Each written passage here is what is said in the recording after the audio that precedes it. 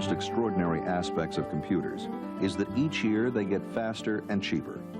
Microprocessors, which were invented in the early 1970s, are the cornerstone of a $100 billion business. Microprocessor performance has improved by at least 50% each year. Sustaining this growth in performance requires advances in many intellectual disciplines. Computer science research plays a vital role in improving computer system performance.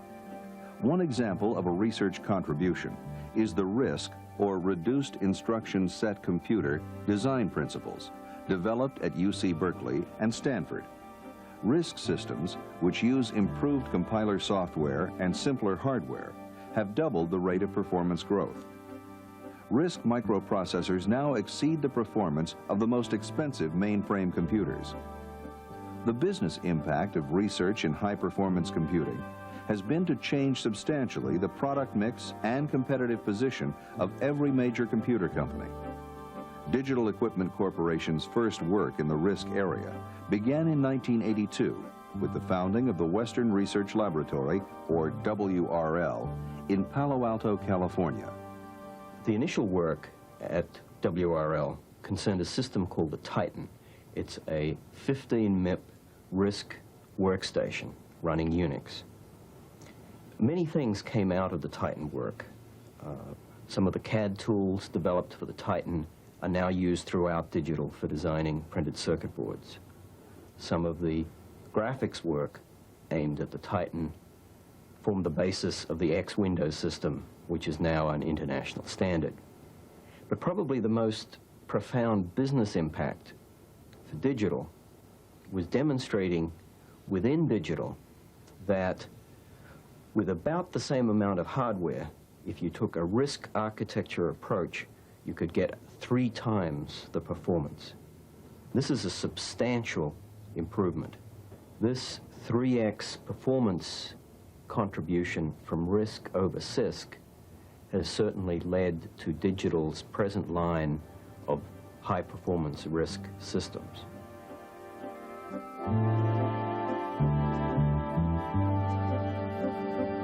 The high-level goal of the high-performance computing research at WRL is to develop an understanding that will allow us to build the highest performance general-purpose computers. A central problem of any high-performance computer is the memory system. To design faster memory systems, it is necessary to understand the reference patterns to memory. Researchers have built a set of tools for gathering complete address traces of some important application programs. This trace data is more than 1,000 times longer than earlier traces. It allows the accurate modeling of modern, large, multi-level cache memory systems. This has helped digital to predict more accurately the performance of new systems much earlier in the product development cycle. We've used the address traces that we've generated for a number of different things. We've looked at the architectural possibilities for the BIPS memory system. We've looked at how to build different cache hierarchies and what's going to be the most effective. We've looked at some very interesting new techniques for bringing data closer to the processor, such as stream buffers and victim caches. The way that, for example, the stream buffers improve performance is by prefetching things that you might need, basically taking advantage of bandwidth that's available, but not putting them in the cache, keeping them off to the side. And so you don't pollute the cache with things that you might not need. But by keeping them in the buffer, if you do happen to need them, they've already been fetched. So you're basically buying some latency with bandwidth. The BIPS research project is testing new ideas in architecture, technology, packaging, and design automation. The goal for BIPS is to provide 1,000 million instructions per second on the desktop. This 1 nanosecond processor cycle time is not feasible with the CMOS technology used in most microprocessors. WRL has already built a test design with bipolar ECL, or emitter-coupled logic, technology. The present BIPS 1 design effort uses BiCMOS. This technology combines the advantages of bipolar ECL for fast logic and CMOS for dense cache memories. But we're now faced with two major problems. All high-performance electronics takes power, and generally, the higher the performance, the more power. We can project that this system, this single chip, will take perhaps 10 times the power of most microprocessors. So we need to figure out how to get on the order of 40 amps or 175 watts onto a single die. Likewise, we need to figure out how to get that heat off the chip without it vaporizing.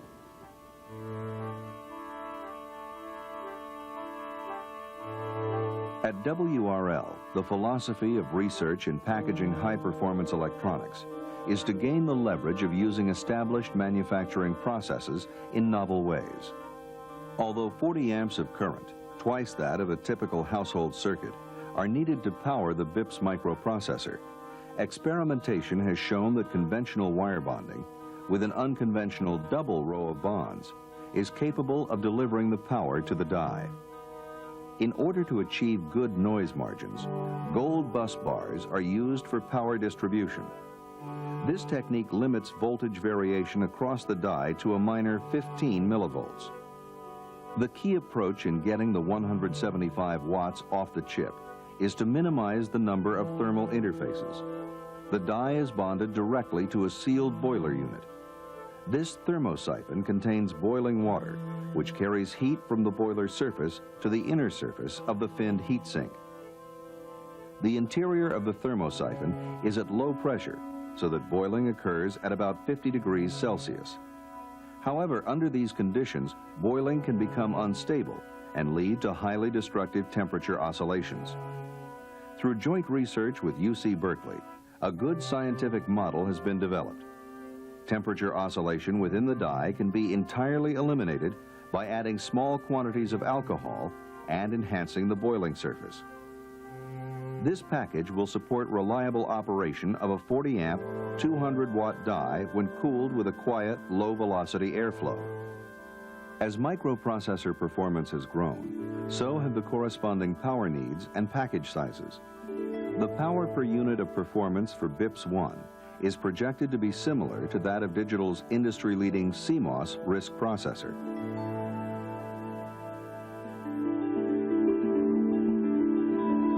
The logic portion of this design is 100,000 closely packed transistors. Each gate and transistor was synthesized, placed, and interconnected by executing a description of the design. The speed and density of full custom design was achieved without need for manual layout. The entire 1 million transistor layout can be regenerated overnight. Complexity of design and ease of design change are primary issues in computer-aided design, which are addressed directly with the BIPS design automation tools. We're using an unproven technology. We're trying to design an extremely large chip, probably be the most complex microprocessor in the industry if we pull all this out. So we just kind of go for any safe solution. One thing that's becoming apparent in the industry is that complexity of chip design is a very important issue. Many chips that have been designed recently don't work. They don't work for years. They have circuit problems. They have problems of scale and design complexity.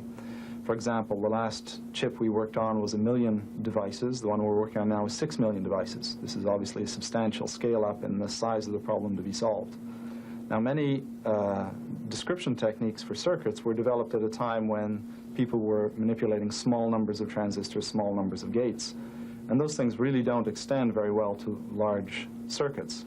The only proven technique for dealing with very complex systems in hardware and software is programs. Those are the things that people have been manipulating for decades. They're getting bigger all the time, and they're of a scale comparable to a 6 million transistor chip. The key idea is that all aspects of the design are represented as a program using a standard computer language. we have various forms of description of a circuit, which is as schematics, as Boolean equations, as hand-drawn little pieces of code to say something very specific, but they all translate into a program. And that's because we see a program as the most malleable form we know of a description of anything. It's a traditional tool of computer scientists to build big, complex, changeable systems. And too many of the tools that we see today for the computer-aided design of circuits are on the small scale. They have been scaled up from small-scale tools, and they don't have the same concept of iteration, of changing, of variability that we go through again and again and again on a large design. Another source of changes in the chip layout is updating the design rules for semiconductor fabrication. The BIPS synthesis approach accepts design rules as input parameters, and many changes can be accommodated in less than 24 hours. This strategy should result in faster time to market while utilizing the very latest semiconductor technology. The BIPS unified program representation captures the entire design. The program includes all the information needed for running simulations at any level and performing timing and noise margin analysis, in addition to everything needed to synthesize the entire layout. This IEEE floating point unit, which is fully compatible with the Alpha architecture, is represented by only 30 pages of code. The initial design was accomplished by just 3 people in less than 3 months. At this stage of the BIPS project, we've been able to test the individual ideas to our own satisfaction. We're now in the process of putting it all together to make a real system. Academic and industrial researchers around the world are developing the science needed to maintain the remarkable growth in system performance. This research drives the product innovation which underlies sustained success in the computer business. Researchers at Digital's 5 corporate research laboratories work in a wide range of technical areas and collaborate with product developers to foster Digital's technical leadership.